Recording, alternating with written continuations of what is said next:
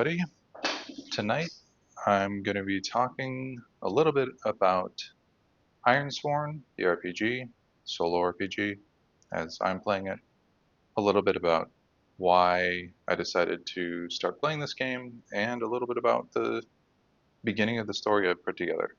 So, just a brief bit of intro, and then I'll dive into things. Um, as I've talked about in some of my other videos, I'm a huge proponent of fantasy immersive tabletop gaming, whether it's coming from a background of Dungeons and Dragons or general role-playing games, tabletop adventure, board games, things like that. I don't always have time to or the ability to play with other people, so I've been really intrigued by solo gaming in general. I do a lot of my adventure board gaming solo, etc. So obviously, once I started learning about solo role playing, I have another channel or another video on this channel about me sort of experimenting with the Tainted Grail solo role playing game. But one of the things that, when I first started looking at a solo role playing, one of the behemoths in that sector of the hobby is Ironsworn. I'm not going to go over a whole, overview of all solo role playing and the different ways to play. An actual excellent video from another YouTube channel. I'm forgetting the name right now. It's something like Cozy Role Playing or something like that. I'll put a link in the description. It was actually what inspired me to really take a dive into Ironsworn and actually record a video on it. So thank you there. Did a great overview of the different types of solo role playing. So I'll just start by saying that I have tried to play Ironsworn before. As you can tell, I own all this stuff for Ironsworn. I love the concept of an RPG that was designed with solo play as a first class citizen. I think that's amazing. Um, I'll just say in previous attempts to play it, I've struggled. Um, and I think part of the reason for that is because I've resisted what it is.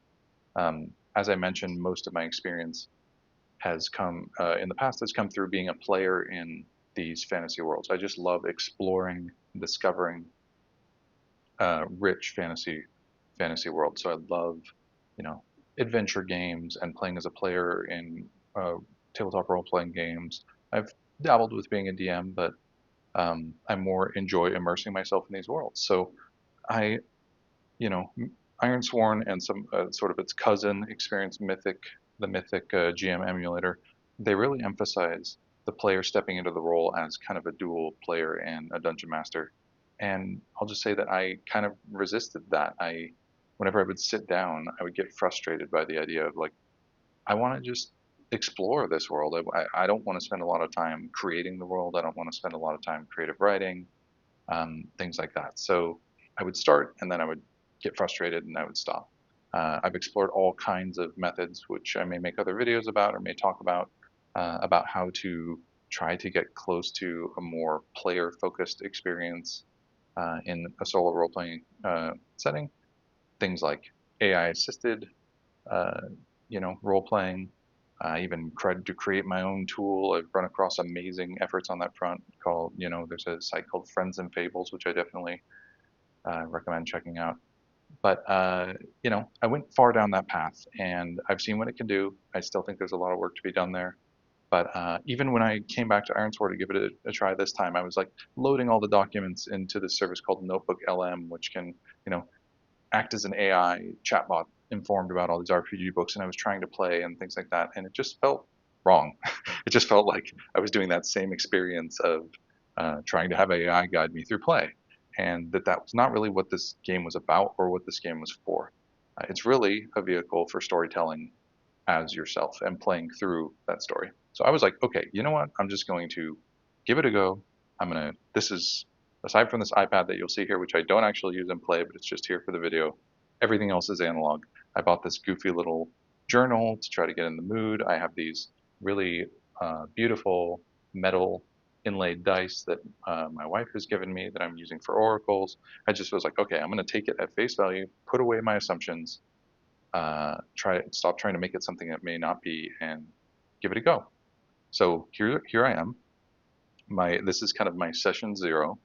I am going to share with you all uh, the sort of steps I went through to create my character and create the world and things like that as the game recommends. And hopefully this will be a kickstart into at least myself feeling like thematically motivated to play this game, and also maybe some future videos of me playing through. But so one of the first things I did, I created my character first, but I actually realized that, they sometimes recommend creating the world first. That was another resistance I had to this. There's a lot of like in the sort of base feeling of Ironsworn and the area called the Ironlands, which I have prepared over here on my iPad. There's a really strong Viking aesthetic, which I'm fine with Vikings. I don't have an issue with them, but I personally prefer more sort of like, dark fantasy, things like that. So that was another reason that turned me off it. But once I started actually designing the world, I realized there's nothing inherent about the system that makes it Viking based. There's some like thematic suggestions in there, but you can go in any direction that you want.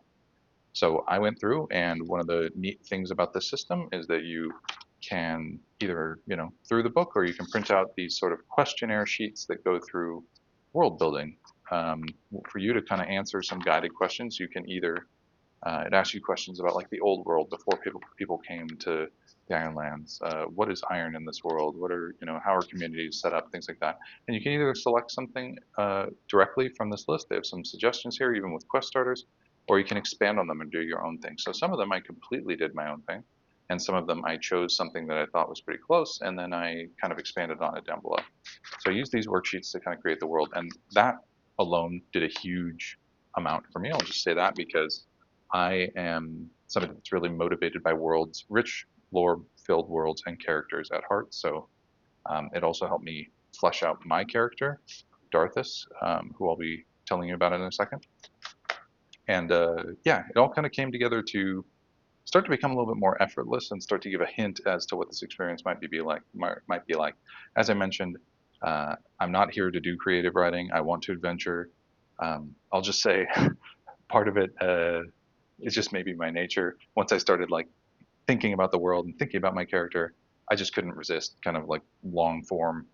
Originally, I just did what people recommended, and I just took some like you know bullet bullet notes, which I strongly recommend as well for others if you're playing this sort of stuff and you're not into creative writing. Just taking like bullet notes of things that you're deciding, or high points. But this actually allowed me to then have the kernel for the actual background and story of the world and the character. So um, I'm just going to dive into that. I don't know. I may have some music on here. If I don't feel disappointed. I'm not that technically adept with YouTube, but I'm just going to dive into telling you a little bit about the world that I came up with, and then telling you a little bit about my character Darthus and sort of what is launching him into the story here of Ironsworn. So, um, what I came up with is that you start with this concept of the old world. So in my world here, the old world, which is set sort of a few generations prior to when the story starts, is where all the humans that currently are in the Ironlands came from. The current residents of the Ironlands, I'll put this little map up here just so y'all can thematically see that. Um, the current residents of the Ironlands fled the old world, and the current people know about this sort of being passed through generations and legends, because some sort of darkness had emerged from the forests and wilds of the old world, and sometimes from within villages, from your friends and neighbors. And there started this sort of swath of death and destruction where entire villages were slaughtered, mostly at night. Just during the night, darkness would rise up and come from the forests and just essentially slaughter entire villages. People began to flee. The survivors of this started to sort of flee north, away from this darkness. Again, much of this is told through like legends and stuff, so people don't know the exact details of what happened. But people started fleeing north. Um, there had been rumors from sailors down in the old world that they had seen sort of a large landmass off to the north that people had never really explored it fully.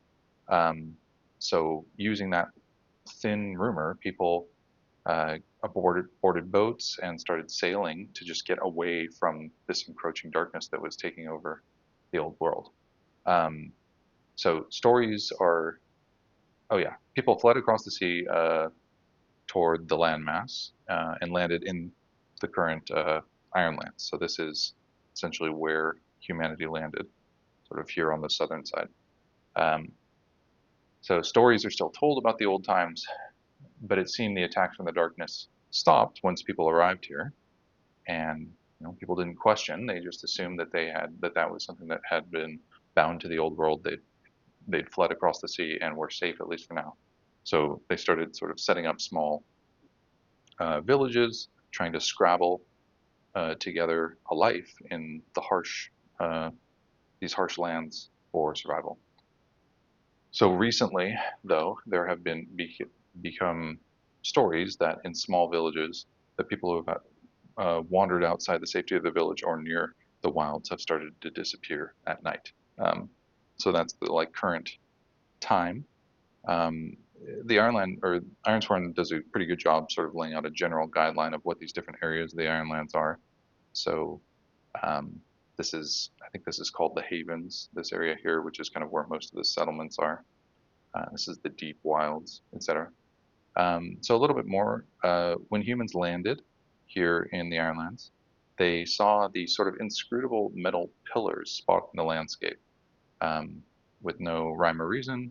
They were gray as if made out of iron and smooth as riverstone. No one was sure, or even now is really 100% sure of their purpose, but they seem ancient despite being sort of completely unmarked. There are rumors and stories that people have seen figures in mass performing rituals at these pillars for an unknown purpose, but normal folks just see them as sort of like a bad omen and avoid them. People will build their villages sort of away from these pillars because they are just uh, unnerved by them. So some notes: the pillars don't, as I mentioned, they never tarnish. They're impure. They seem to be impervious to marks or scratches, always like with a shiny sheen. Now, this isn't known to most humans, but these pillars are all actually, they are made of iron. Iron is always like a sort of key piece of these Ironsworn stories, and that they're sacred to the elves that are native to the land who worship them. And this is where kind of the swearing of an iron vow comes into the story. That's a big part of Ironsworn in general. Um, it's something that comes from an elven tradition, uh, and for some reason that's not yet revealed, the iron itself is incredibly sacred to the elves, and so they will swear oaths on a piece of iron. So there's also ancient ruins scattered across the Ironlands, again of an unknown origin. It's so clearly non-human design in terms of the architecture, etc., but they're mostly destroyed and uninhabited. Um, Elves, again, this is not mostly known to humans, who refer to them as firstborn because they were here before the humans were, are extraordinarily long-lived and mostly seem to live like reclusively and mostly solitarily, um, mostly in the wild areas away from human settlements, and they're rarely encountered by humans, except perhaps like when people are leaving their village, they'll see a figure off in the distance, or they'll see those sort of like faint shapes gathering around the the pillars. So people generally try to avoid these firstborn, these elves. Most people haven't seen one up close, and they seem to avoid humans too. Um, Nobody's really sure if these ancient ruins have any relationship to the elves' firstborn or if they're completely unrelated. So over the past few generations, um, humans, families, etc., have started to form villages, some larger settlements around the islands, mostly in this Havens area. And one of those villages is named Mornhaunt, which I'll put here real quick just to give you a placement of where that is here. So it's kind of, if I were to place it on the map, it would be sort of somewhere in this region here, right? Like, a little bit east of the deep wilds, but still in the Havens area. Um, and that's where the main character Darthus was born. It's a small village, and it was named Mornhaunt as a reminder of the dangers of the old world, lest people forget. So Each village or settlement has its sort of own method of leadership. Some villages might have like a single family, like if a family came across on the boats from the old world and they started a extended village, maybe people came, immigrated to those villages, but it was sort of started by a single family, they might be the leadership. Some villages, like Mornhaunt, has a council of elders or mystics. Um, in Mornhonda in particular, because it's sort of led by mystical folks who really buy into the legends and the superstition of the darkness from the old world. That's why they named it Mornhaunt, to make sure that people, respected the darkness and never forgot what happened before. And then some villages are led by sort of who's the strongest or who's breasted leadership. Um, so as far as like travel and things like that, there isn't much. People mostly sort of stay to their villages. uh, there's a still a really strong fear of night and extent leaving sort of the safety of your village or your home at night. So most people will not travel, especially with the more recent events of people actually disappearing at night who do venture outside. Um, but there are humans who are called wardens, who may have been sort of knights or trusted warriors from the old world who passed that tradition through generations, that do their best to kind of guard, protect, scout, carry information between the villages. And they're the only people that are actually brave enough to try to travel between different villages and settlements where it requires them to sort of be outdoors at night. There are also people called free wardens who are not bound to a particular community but might hire on as mercenaries or as protection for like the very rare trade caravan that might pass between the different villages.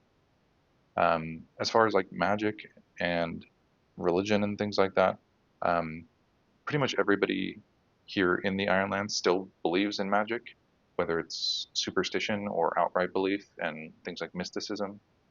It's very rarely seen. Most people would not encounter someone who can like openly do magic.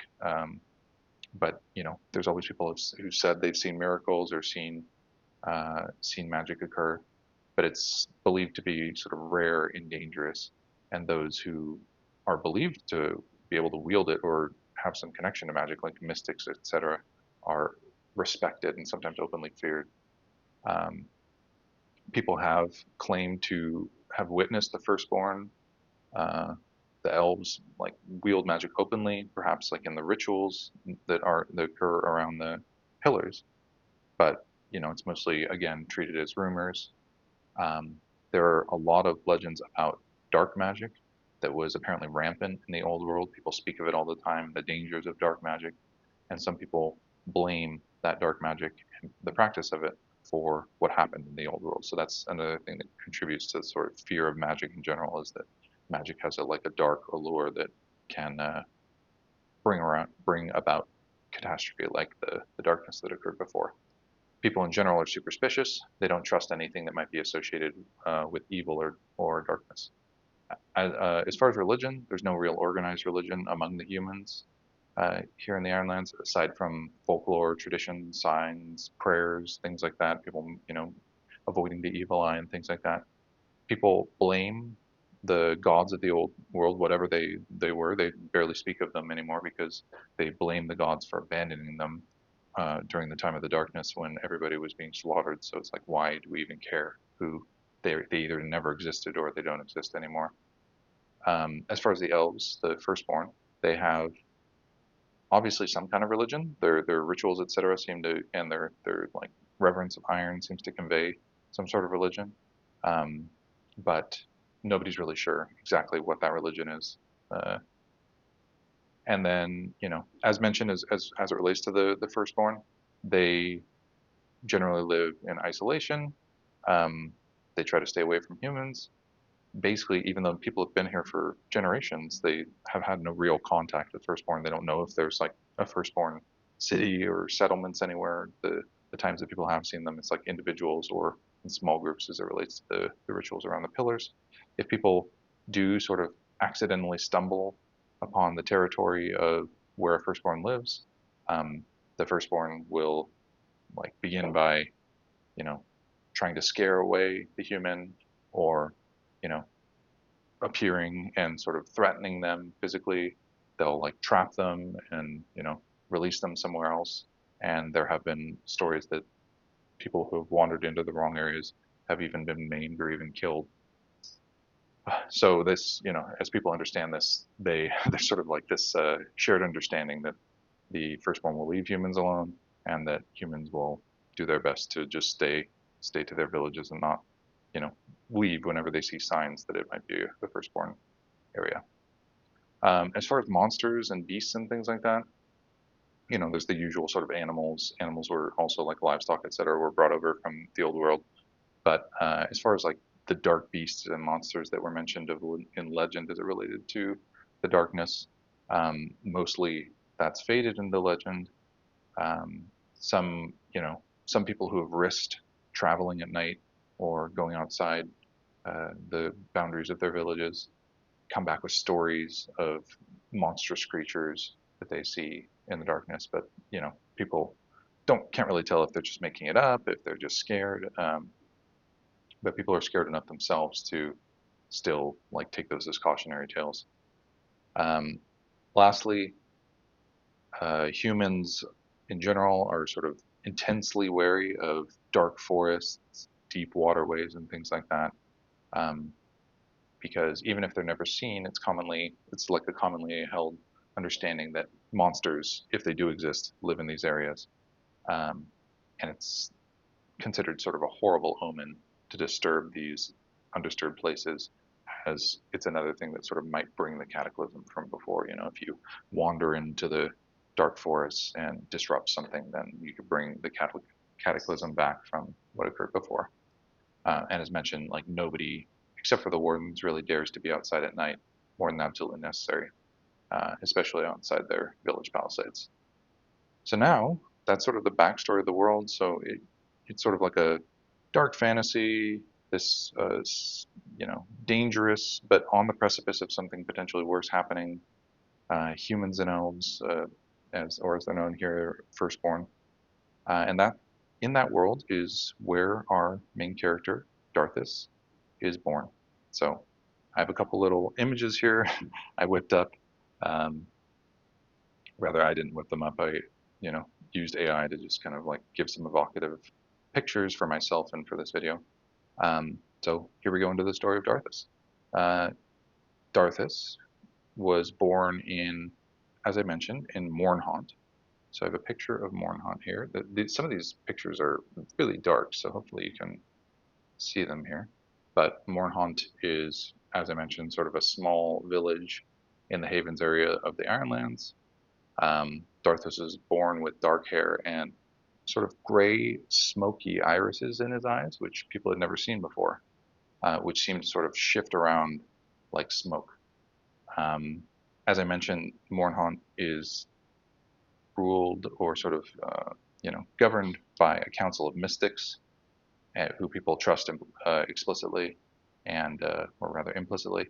And so when the mystics sort of came in as Darthus was being born, they noted his unusual eyes, and they immediately declared that this child was an extreme dark omen, and that he needed to be gotten rid of immediately. And his parents, Darthus's parents, completely agreed. And obviously they were upset, but they gave Darthus to the mystics and said, "Please, like, get this dark omen out of here. We don't want to bring any ill harm to the village." And so the mystics took Darthus outside. Hopefully you can see this, and left him at the edge of sort of closer to the deep wilds forest, sort of the more forested areas, um, and just sort of left him to die. Sort of giving him up as an offering to any darkness that might exist in the forest to try to keep the village safe. And baby Darthus was found by a person named Zursan, who is coincidentally a firstborn elf who lived in the nearby forest. And Darthus was actually not really given a name when he was born. He was just sort of discarded almost immediately. So Zursan took the child in, who knows why, out of empathy, sympathy, and just And he actually named him Darthus, which was later explained to him that Darthus meant the shifting evening fog in the language of the firstborn, and he was named that way due to the color of his eyes. So he was raised by Zurson. Oh, let me go to a better picture of Zurson here. Put that down. He was raised by Zurson not really as a son, but more as an assistant. Put to work the moment he was old enough to walk and shown hunting, survival, and stalking from a very young age. Um, they rarely spoke. Zurson just kind of matter-of-factly showing him these things, and uh, despite them living together, they didn't really have that type of communicative relationship. Um, Zurson never really tried to teach Darthus the firstborn language at all, aside from his name um, and smatterings of words that he spoke to himself. Zurson didn't really speak the human language, uh, aside from again just like what he'd picked up during his very long life and incidental interactions with humans. So Zurson gave Darthus a bunch of human books that he'd gathered at some point, just because he thought that eventually Darthus might need to interact with his own kind again, so it might be better for him to learn the language. So Darthus studied these books. Obviously, he was really interested, and he knew that he was very different than the person who was raising him, and he began to learn some of the like sort of learn the human language just from reading and sort of mimicry. So he obviously had a lot of curiosity about Mornhaunt. He knew that humans lived there. Um, whether or not he knew he was born there or that his parents were there, it's unclear. But he started to kind of sneak to the outskirts of Mornhaunt and began to just kind of like watch people go about their daily business. So he listened to people speak and started to try to learn how to speak the common language through mimicry. Um, but he was always very wary of entering. He'd learned that very quickly from Zurson. Um, so there was an instance where Darthus was sort of sneaking around the outside of the village, and he was noticed by a human woman who sort of began to leave out food for him and show him some kind of kindness, even though he was still very wary of her. But she would continue to do this, kind of leave food out, like leaving out food for a wild animal, and occasionally would try to speak to him from time to time. Introduced herself as Myrta, though Darthus would mostly just kind of like take the food and after she left. But that was another way that he started to learn some of the common human languages just by small interactions with Myrta. Um, and so these two people, Zurson and Myrta, were basically the only people that Darthus knew in his life, and that he might even consider something close to a friend. In Iron, just as an aside, in Ironsworn terminology, these are two of Darthus's initial bonds, Zurson and Myrta. Um, so continuing on, they uh, Zurson had a comfortable cottage, sort of out a bit in the woods area with hanging herbs, and survived mostly by hunting and farming, a little bit of like agriculture. And he had this wooden mask that was always hung on the wall next to him. Just, it was obviously something not of human make. Uh, he never really commented on it. It was just sort of hung on the wall. Um, but once Darthus began to be able to handle a knife, Zurson um, handed him an iron bladed knife. And he did this like, maybe after one of their hunts. He handed it to him with great ceremony and showed him that he should sort of indicated that he should make a sacred vow on the iron of the knife, that he would treat it with great respect and protect it with his life. And I have a little image of that here. Zurson over time trained him to use two knives equally well in both hands, as Darthus showed an aptitude for it at the same time. Darthus's second knife, like, changed over time. He would swap it out, etc., when one's chipped or got damaged. But the iron knife, like the metal from the pillars, always stayed sharp, never chipped, and always stayed in his main hand, as his vow dictated. So that's where Darthus got the first uh, aspect that I gave him, which is cutthroat, and emphasizes that he gets bonuses when he wields a dagger or a knife. So they sort of, Zerson and Darthus continued on this way with only the occasional, cloaked visitor who would come maybe during the day, sometimes even during the night. And when that would happen, Zerson would ask Darthus he would just like indicate that he should leave essentially while Zerson spoke to these people. Darthus had no idea who they were, but he didn't question it. Um, and then occasionally, on rare occasions, Darthus would, they would be just in the house. It would be sort of getting near dark, and he would notice Zerson would just sort of, indicate to Darthus that he was going out. He would uh, grab his dark black cloak off of the hanging by the entry door. He would raise his hood, and he would carefully grab the mask down from the wall and bring it with him. We'd kind of like Darthus would see him putting it on as he was wandering out. Then he would sometimes return hours, sometimes days later, sometimes wounded or with blood that didn't look like it was his. Sometimes the blood was even not red, and he would just hang the mask back on the wall and say nothing of it and just continue on with their life. Um, so separately with Darthus, as he began to sort of grow older and began to hunt on his own and become a lot more skilled, he began to develop a relationship with a raven that he encountered in the woods, who would often come to sort of take something of one of his kills. And as they developed their relationship, the raven would, in exchange, sort of help distract Darthus's prey as Darthus was sneaking up on it, or scout ahead for him, leading him to animals. So Darthus started to build a strong relationship with the raven, and he named it Tenebris, nicknamed him Ten for short, after a dark bird of omens that was in the storybooks that Zerson had given him, and they became sort of inseparable companions. This is a super haunting picture of Darthus that got generated, but it was the one that I felt best like represented his uh, gray eyes, and there's Tenebris there on his shoulder. And as a sort of, so that led me to have Darthus's Raven companion here as his second uh, aspect card. So he gets, I chose the first ability, Sly. When you secure an advantage or face danger plus shadow using your Raven to perform trickery, such as creating a distraction or stealing a small object. Add +1 and take +1 momentum on a hit. So that is his second aspect. And I even have this fun Raven statue here that I plan to use as I play. I got from the Tower of London, which is kind of fun. So continuing on, where was I? So one day, so this continued on for a while. Darthus started to get a bit older.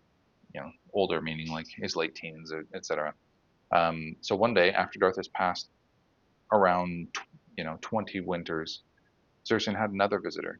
Um, this one was another cloaked individual, and Zerson indicated that Darthus should leave as usual. Darthus went out, but this time, it had been a number of times that this had happened. He was starting to get older, a little bit more curious. He kind of went out like he was going away and then circled back and sort of peeked inside just to see what the heck was going on when these visitors came to visit Zerson. So he peeked inside, his curiosity getting the better of him. And while he couldn't see the visitor clearly, this is also a very dark picture. Hopefully this is visible. You have Darthus over here on the right side and sort of peeking in, and there's the cloaked visitor talking to Zerson. He could hear Zerson using the person's name. He assumed it was a name, referring to him as Kjaran. And they sort of spoke heatedly in the firstborn native tongue. Darthus couldn't really make out what they were saying, but he could tell that Kjaran was heatedly, it looked like he was sort of warning him. He couldn't tell if he was warning him out of help or warning him out of, you know, something aggressive, but he was definitely making sort of threatening or dangerous gestures and pushing for some sort of action from Zerson. But Zerson was resisting and just standing staunchly and mostly just like shaking his head and rejecting it. So after a while, Kjaran left through the front door. Darthus kind of slipped away, but he could see Kjaran leaving angrily, heading with purpose to the northwest in the direction of the deep wilds. Going back to the first picture, uh, that was so if we're here, Kieran started headed like directly toward the Deep Wilds, where Zerson had always warned Arthas that he should never go. Um, that there was basically that it was, he had indicated to Arthas that there was deadly danger in the Deep Wilds, and he was really forbidden from going there. So after seeing this incident occur, Arthas circled back to the cottage a safe time later, and as usual, Zerson just kind of said nothing of it, and they continued on with their life. So a few days later, Darthus, was sent out to hunt by Zerson as he'd come to do solo by this time. And after coming back from the hunt, this time empty-handed, he as he returned to the cottage, you could tell that things were too quiet. He entered the cottage. The door was sort of ajar, and he saw no sign of Zerson, but saw blood spattered on the ground. Zerson's cloak was still hanging by the door, and the wooden mask was sitting, chipped and partially damaged on the ground.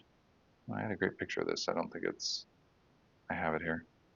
Well, maybe I'll show it later. Anyway, um, he knew Zerson really well, and he knew that Zerson would never leave their home without his cloak. Every time he left, he donned it, and that the mask being discarded and damaged, since it was obviously treated as a sort of sacred, careful item, meant that he didn't leave willingly. So he knew that at that point that Zerson was either dead or he was in grave danger, and he quickly recalled the visit from Kieran prior, who at this point was his only lead, as well as seeing that as he sort of investigated the area, he saw spots of blood and a sort of trail heading northwest in the exact same direction Kieran had gone. So Darthus left a sort of quick, simple, rough sketch of their area, indicating that he would head northwest to look for Zerson, and left it in their cottage on the off chance that Zerson would return. And he made the second iron vow of his life that he would find this Kieran, whatever his nature was, and find out what happened to Zerson or die trying. He knew that if Zerson was wounded or captured, time was of the essence, so he visited Myrta one last time to get some supplies and say goodbye for now or perhaps forever, then took from the cottage a pack, his iron and other knife, and carefully wrapped and put the wooden mask in his pack as well, knowing it was of great importance, and if he found Zerson, he would return it to him. Lastly, he pulled Zerson's black cloak off the wall, whipping it over his shoulders, and pulled up his hood, heading out into the midday crisp fall air, Tenebris landing on his shoulder, and heading to the northwest, straight in the direction of the deadly Deep Wilds forest. There's a picture of him doing that. And that's where my story is going to begin. So you're supposed to have sort of an inciting moment. So this was obviously Darthus's inciting moment. His long-term background vow is to either find Zerson or, deliver justice if something happened to him. That's sort of like, the long-term story of what happened here. But his immediate iron vow is to reach Kieran and either, warn him, learn more about him, see if he was involved, see if he was uh, Zerson's friend. I don't actually know at this point. We'll have to see through play. And so the last path I chose, which is actually you're not supposed to get until you've played for a bit and you had some sort of interaction with elves. It says masked once you mark a bond with elves, but he has a bond with Zerson, who is his mentor, and are gifted a mask of precious elderwood. Choose your mask material. So I chose Ghostwood, Shadow, and Spirit. When you wear the mask and make a move which uses its stat, add +1. If you roll a 1 on your action die, suffer -1 to the associated track in addition to any other outcome of the move. So essentially this will help him in shadow type challenges. And that is the beginning of my story. Hopefully this is enjoyable, this sort of rambling of me going through the background here. But yeah, I look forward to sitting down and playing. I don't think I can do this every time because this was like a lot of work to set up. I wrote like a whole little story. I really want to. This is something that happens to me too. I say I don't want to do creative writing, and then I end up writing all this stuff, and getting obsessed with trying to make it all perfect, generating art and stuff. So I may spend a little bit more time just trying to like get into play, make sure I get the Ironsworn rules and play underneath me. And I don't know, maybe I'll do a video where I recap some stuff that's happened to me, or once I get more comfortable with playing, then I maybe we'll do like, I don't know, one of these half-hour videos or something of me actually playing through Darkness' story. But that's where I am. Again, hope this was enjoyable, and thanks everybody for watching. Talk to y'all later.